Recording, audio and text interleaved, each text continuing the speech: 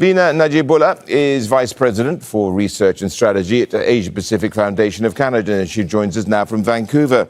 Thank you so much for joining us, Vina. Give us a sense of the timing here. I mean, this is just a day after tariffs imposed by Donald Trump on Indian goods went up to 50%. Absolutely. So you're right that today is a very important day in Canada-India relations. It's a step towards rebuilding that relationship, which has gone through a very difficult period over the last 18 months. The timing is connected actually to the meeting between our two prime ministers in June on the margins of the G7, where they made a public commitment to restoring diplomatic relations and to making these appointments. So it just took a couple of months for all of that to work out. And of course, it is coming now on the heels of the news on India-US relations. But I think the timing is much more connected actually to that meeting at the G7 in June.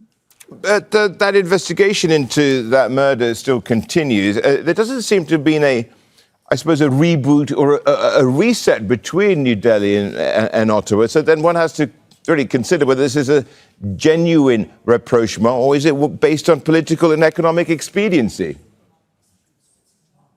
Well, we're in an early phase of a political reset. So that's why I think the meeting between the two leaders was important. But we have a long road ahead in rebuilding mutual trust, in addressing serious concerns which Canada has vis-a-vis foreign interference, transnational repression, and the assassination of the Sikh activists that you mentioned earlier. So I think there are a number of issues, but they need to be dealt with.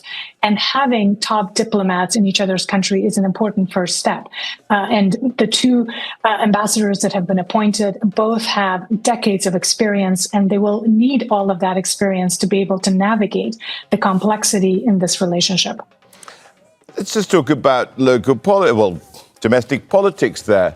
I mean, as we mentioned earlier, the Sikh population is the biggest outside of India, the one in Canada. What's their reaction to this? Yeah, so we have a very large Indo-Canadian diaspora community.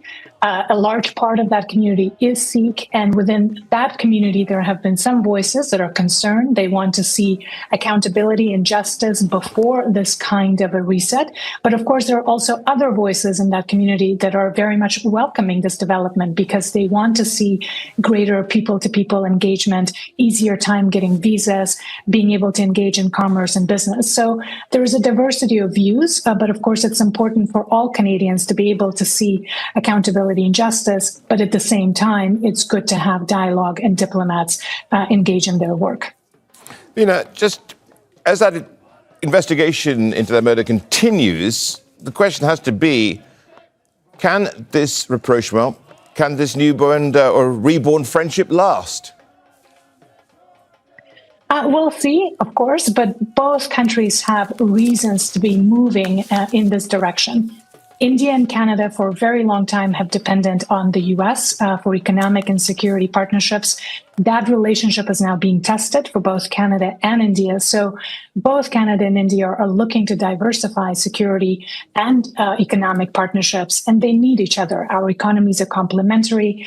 India is a very large market. Canada sells a lot of energy, agricultural products. Of course, we also have a lot of investments going into India. So I think there are some economic interests on both sides. There are, like I said, people-to-people interests. There's even educational and scientific cooperation interests that would drive both governments to try to repair the relationship.